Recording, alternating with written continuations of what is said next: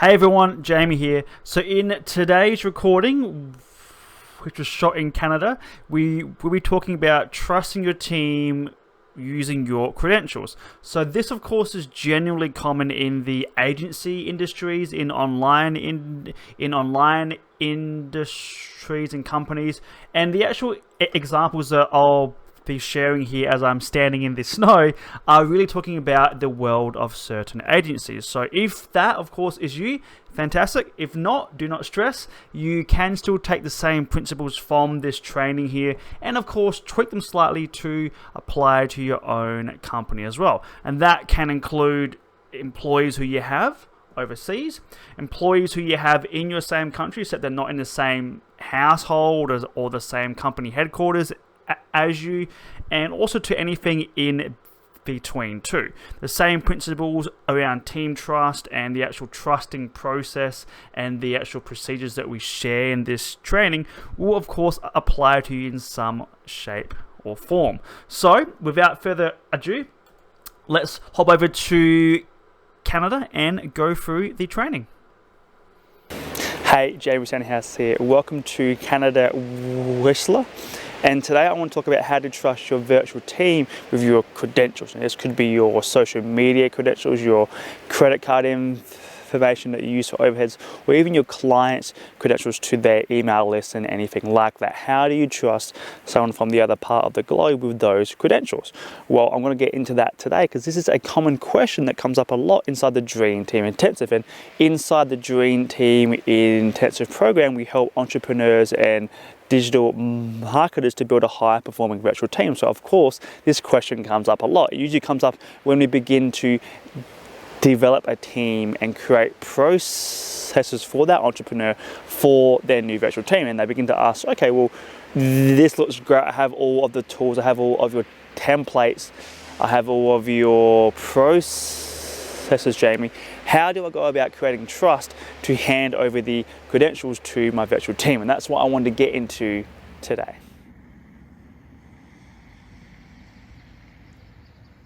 So the first point you need to keep in the front of your mind when you're hiring from overseas or whenever you're trying to outsource any of your work, if it be your client work or your own marketing campaigns, is that the freelancer or the contractor who you've hired, they just want to work. Like when we hire from Upwork, we come to it with the point of view that those people just want to work. They don't want to take client information. They don't want to steal our email list or anything like that, right? They just want to hop online, get assigned a task, get paid what they get paid for per hour, and then go home and do it again. They want a job. They don't want to take our clients or our email list or anything like that, or they don't want to hack our social media or anything like that, right? They just want to have a simple job that they can count on, and because of this, it should give you extra security, extra trust that, hey,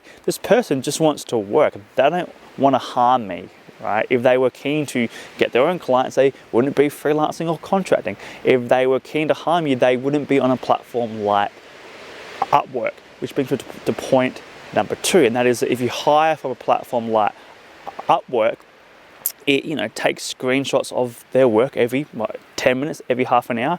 It's a platform that allows for a two-way communication. So if they try to screw you over, you contact Upwork, their profile will be closed down, and that will be it of their whole online freelancing and contracting career, right? So we're actually in control of their livelihood when it comes to contracting and freelancing. If they do anything that is, sketchy, or they use our credentials incorrectly, then it could be a process of, okay, well, maybe they weren't told the right details for the task, or if they were trying to harm you, then you contact Upwork and they'll take care of it. They'll either close down that freelancer's profile, they'll probably reimburse you the amount that you paid that freelancer and contractor as well, and that will be it of their entire career. And the last point I want to touch on is that, sure, you can put in processes or tools or apps in between you and your team and the credentials that they need to complete the work. A really good app for that is LastPass, which creates a password for everything that your team can use as well. But you got to come at it from a point of view that these people just want to work. Your team just wants to work. They're not out there to harm you, not out there to take your clients or to use your email list. They just want to work. And if you hire from Upwork, it makes things a lot easier because it has that screening process. You can screen for quality people before you hire, and if you're inside the dream team intensive, you know exactly how we screen for that to make sure that we are hiring the most trustworthy individuals. And then pushing forward, if anything was to happen, contact Upwork and they'll take care of it. They'll review the case. They'll usually look after the company more so than the freelancer, depending on the situation. They record everyone's screens as well, so it's very unlikely that if you screen properly, if you come into it with the point of view that this person just wants to work to earn a simple wage every single day, and if you're hiring from Upwork, you're not going to have that many problems at all. Another great idea that we hammer on about in the Dream Team Intensive is creating this idea of a virtual culture. The culture of that what is best for them is best for the company, and vice versa as well. Like, the company is something that they are a part of, that they contribute towards. It's not something that they just work for. They grow up, they have their influence, their impact. They might have their own team underneath them within our company or your company when you begin outsourcing. It's all about that culture as well, right? Where you can give them enough rope that they can create their own choices. They've got their own influence of leadership in there, right? You want to create a culture that allows for trust to breed automatically, where the team's talking to each other and they are creating more trust between themselves. Where if your team's closing clients, or if you have a sales team like I do, a virtual sales team that is closing new clients for you, then you have to trust them as well, right? And this comes through what is best for the company is best for the team, and what is best for the team is the best for the company, and creating that culture around that too.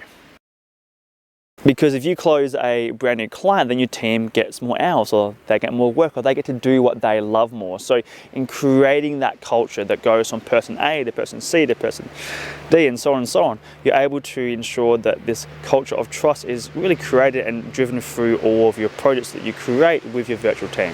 And look, at the end of the day, if you're an entrepreneur, or if you are a